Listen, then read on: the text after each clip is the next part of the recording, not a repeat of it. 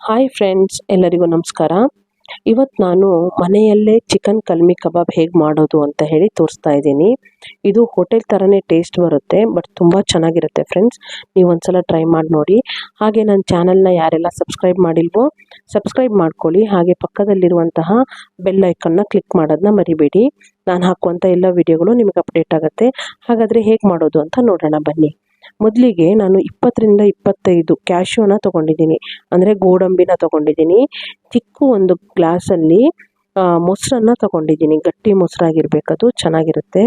ಹಾಗೆ ginger garlic paste, ಒಂದು ಅರ್ಧ ನಿಂಬೆಹಣ್ಣು, ಒಂದು 4ರಿಂದ 5 ಹಸಿಮೆಣಸು, ಒಂದು ಮುಷ್ಟಿ ಆಗುವಷ್ಟು ಕೊತ್ತಂಬರಿ ಸೊಪ್ಪನ್ನು ತೊಗೊಂಡಿದ್ದೀನಿ.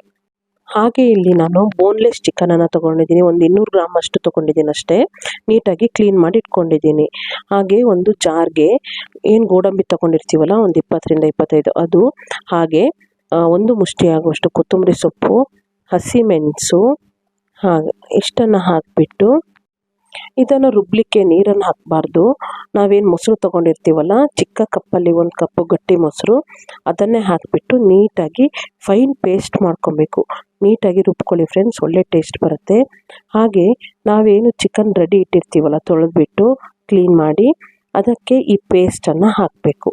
ಈ ಪೇಸ್ಟನ್ನು ಹಾಕಿಬಿಟ್ಟು ಮ್ಯಾರಿನೇಷನ್ ಮಾಡಬೇಕು. ಅದಕ್ಕೂ ಮುಂಚೆ ಒಂದು 1/4 ಚಮಚ ಆಗುವಷ್ಟು ಅರಿಶಿಣದ ಪುಡಿನ ಹಾಕ್ತಾಯಿದ್ದೀನಿ. ಹಾಗೆ ಒಂದು ಸ್ವಲ್ಪ ರುಚಿಗೆ ತಕ್ಕಷ್ಟು ಉಪ್ಪನ್ನು ಆ್ಯಡ್ ಮಾಡ್ತಾಯಿದ್ದೀನಿ. ಹಾಗೆ ಅರ್ಧ ಚಮಚ ಆಗುವಷ್ಟು ಗರಂ ಮಸಾಲೆನ ಹಾಕಿದ್ದೀನಿ.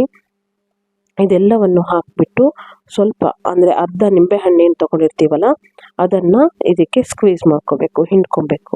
ಹಿಂಡ್ಕೊಂಡಾದಮೇಲೆ ಒಂದು ಸಲ ನೀಟಾಗಿ ಈ ರೀತಿ ಕೈ ಆಡ್ಕೊಳ್ಳಿ, ಯಾಕಂದರೆ ಅದು ನೀಟಾಗಿ ಹೊಂದ್ಕೊಳ್ಳುತ್ತೆ. ಹಾಗೆ ಇದನ್ನು ನಾವು ಮ್ಯಾರಿನೇಟ್ ಮಾಡೋಕ್ಕೆ ಬಿಡಬೇಕು. ಅಂದರೆ ನೀವು ಡೀಪ್ ಫ್ರೀಸಲ್ಲಿ ಇಡೋದಾದರೆ ಒಂದು 20 to 30 ಮಿನಿಟ್ಸ್ ಇಟ್ಟರೆ ಸಾಕಾಗುತ್ತೆ. ಹಾಗೆ ಹೊರಗಡೆ ಇಡ್ತೀನಿ ಅನ್ನೋದಾದರೆ 1 hour ಆದರೂ ಬಿಡಬೇಕಾಗತ್ತೆ. ಇದನ್ನು ಡೀಪ್ ಫ್ರಿಜ್ಜಿಗೆ ಹಾಕಿಬಿಟ್ಟು ಮ್ಯಾರಿನೇಟ್ ಮಾಡಾದಮೇಲೆ ನಾನಿಲ್ಲಿ ಶುಂಠಿ ಬೆಳ್ಳುಳ್ಳಿ ಪೇಸ್ಟನ್ನು ಆ್ಯಡ್ ಮಾಡ್ತಾಯಿದ್ದೀನಿ, ಜಿಂಜರ್ ಗಾರ್ಲಿಕ್ ಪೇಸ್ಟನ್ನು ಆ್ಯಡ್ ಮಾಡ್ತಾಯಿದ್ದೀನಿ. ಹಾಗೆ ಈ ಜಿಂಜರ್ ಗಾರ್ಲಿಕ್ ಪೇಸ್ಟ್ ಹಾಕೋದ್ರಿಂದ ಒಳ್ಳೆ ಫ್ಲೇವರ್ ಬರುತ್ತೆ ಮತ್ತು ಟೇಸ್ಟ್ ಕೂಡ ತುಂಬ ಚೆನ್ನಾಗಿರುತ್ತೆ. ಇದನ್ನು ನೀಟಾಗಿ ಒಂದು ಸಲ ಈ ರೀತಿ ಕೈ ಆಡ್ಕೊಳ್ಳಿ.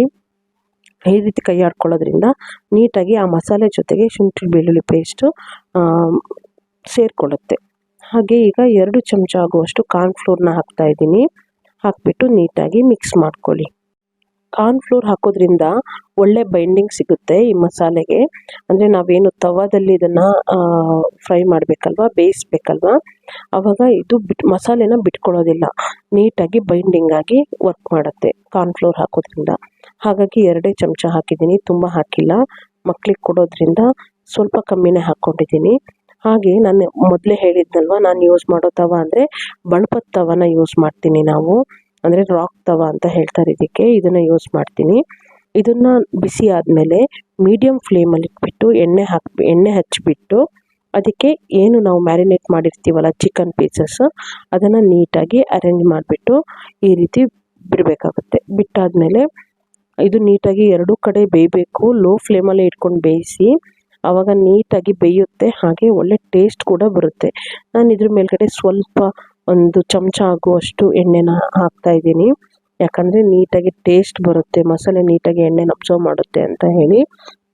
ಈ ರೀತಿ ನೀಟಾಗಿ ಮೀಡಿಯಮ್ ಫ್ಲೇಮಲ್ಲಿ ಬೇಯಿಸ್ಕೋಬೇಕಾಗತ್ತೆ ಚಿಕನನ್ನು. ನಿಮಗೆ ಗೊತ್ತಾಗುತ್ತೆ, ಅದು ಸೈಡಿಗೆಲ್ಲ ನೋಡ್ಬೋದು ನೀವು, ಸ್ವಲ್ಪ ಯೆಲ್ಲೋಯಿಶ್ ಆಗುತ್ತೆ. ಯೆಲ್ಲೋಯಿಶ್ ಆದಮೇಲೆ ಈ ರೀತಿ ಅದನ್ನು ಮಗ್ಚ್ ಹಾಕಬೇಕಾಗತ್ತೆ. ಒಂದು ಸೈಡ್ ಬೆಂದಿರುತ್ತಲ್ವ ಫ್ರೆಂಡ್ಸ್, ಇನ್ನೊಂದು ಸೈಡು ಕೂಡ ಅದೇ ರೀತಿ ನೀಟಾಗಿ ಬೇಯಬೇಕಾಗತ್ತೆ. ನೀಟಾಗಿ ಮಗ್ಚ್ ಹಾಕೋಬೇಕು. ಈ ರೀತಿ ಮಗ್ಚ್ ಹಾಕ್ಕೊಂಡು ಇದು ಕೂಡ ಮೀಡಿಯಮ್ ಫ್ಲೇಮಲ್ಲೇ ಇರಬೇಕು. ಯಾವುದೇ ಕಾರಣಕ್ಕೂ ಫ್ಲೇಮ್ ಹೈ ಮಾಡಬೇಡಿ. ಫ್ಲೇಮ್ ಹೈ ಮಾಡಿದ್ರೆ ನೀಟಾಗಿ ಬೇಯೋದಿಲ್ಲ. ಹಾಗಾಗಿ ಮೀಡಿಯಮ್ ಫ್ಲೇಮಲ್ಲೇ ಬೇಯಿಸ್ಕೊಳ್ಳಿ. ಇದನ್ನು ನೀಟಾಗಿ ಈ ರೀತಿ ಮಗ್ಚ್ ಹಾಕಿಬಿಟ್ಟು ಇದು ಕೂಡ ಮೀಡಿಯಮ್ ಫ್ಲೇಮಲ್ಲಿ ಸ್ವಲ್ಪ ಹೊತ್ತು ಬೇಯಬೇಕು. ಬೆಂದಾದಮೇಲೆ ಎಲ್ಲವನ್ನು ನಾನು ಒಂದು ಪಾತ್ರೆಗೆ ಈ ಥರ ಶಿಫ್ಟ್ ಮಾಡ್ಕೊಂಡಿದ್ದೀನಿ ತೆಗೆದ್ಬಿಟ್ಟು. ಯಾಕೆ ಅಂದರೆ ಇದಕ್ಕೆ ಸ್ಮೋಕ್ ಕೊಡೋಣ ಅಂತ ಹೇಳಿ, ದಮ್ ಕೊಡೋಣ ಅಂತ ಹೇಳಿ, ಚೆನ್ನಾಗಿರುತ್ತೆ ಗೀ ದಮ್ ಕೊಟ್ಟರೆ ಅಂತ ಹೇಳಿ. ಹಾಗೆ ಒಂದು ಮಧ್ಯದಲ್ಲಿ ಒಂದು ಚಿಕ್ಕ ಪಾತ್ರೆನ ಇಟ್ಬಿಟ್ಟು ಅದಕ್ಕೆ ಒಂದೇ ಒಂದು ಕೆಂಡವನ್ನು ಹಾಕಿದ್ದೀನಿ. ಹಾಗೆ ಅದ್ರ ಮೇಲ್ಗಡೆ ನಾನು ಗೀ ಹಾಕಿದ್ದೀನಿ, ಅಂದರೆ ತುಪ್ಪನ ಹಾಕಿದ್ದೀನಿ. ಹಾಕಿಬಿಟ್ಟು ಈ ಥರ ಕ್ಲೋಸ್ ಮಾಡಿಬಿಡಬೇಕು. ಈಗ ಮಾಡೋದ್ರಿಂದ ನಾವೇನು ಕಬಾಬ್ ಮಾಡಿರ್ತೀವಲ್ಲ ಅದರಲ್ಲಿ ಒಳ್ಳೆ ಗೀ ಫ್ಲೇವರ್ ಬರುತ್ತೆ. ಸಖತ್ತಾಗಿರುತ್ತೆ, ರೆಸ್ಟೋರೆಂಟ್ ಸ್ಟೈಲಲ್ಲೇ ಆಗುತ್ತೆ. ಈಗ ನೋಡಿ ಫ್ರೆಂಡ್ಸ್, ಓಪನ್ ಮಾಡಿದ್ರೆ ಹೇಗೆ ನೀಟಾಗಿ ಅದು ಗೀದು ಫ್ಲೇವರ್ನೆಲ್ಲ ಅಬ್ಸರ್ವ್ ಮಾಡ್ಕೊಂಡಿದೆ ಅಂತ ಹೇಳಿ. ಸಖತ್ತು ಟೇಸ್ಟಿಯಾಗಿರುತ್ತೆ ಫ್ರೆಂಡ್ಸ್. ಒಂದ್ಸಲ ಖಂಡಿತವಾಗ್ಲೂ ಮನೇಲಿ ಟ್ರೈ ಮಾಡಿ. Thank you friends. ಹಾಗೆ ನನ್ನ ವಿಡಿಯೋನ ಶೇರ್ ಮಾಡಿ, ಲೈಕ್ ಬಟನ್ನ ಕ್ಲಿಕ್ ಮಾಡೋದನ್ನು ಮರಿಬೇಡಿ.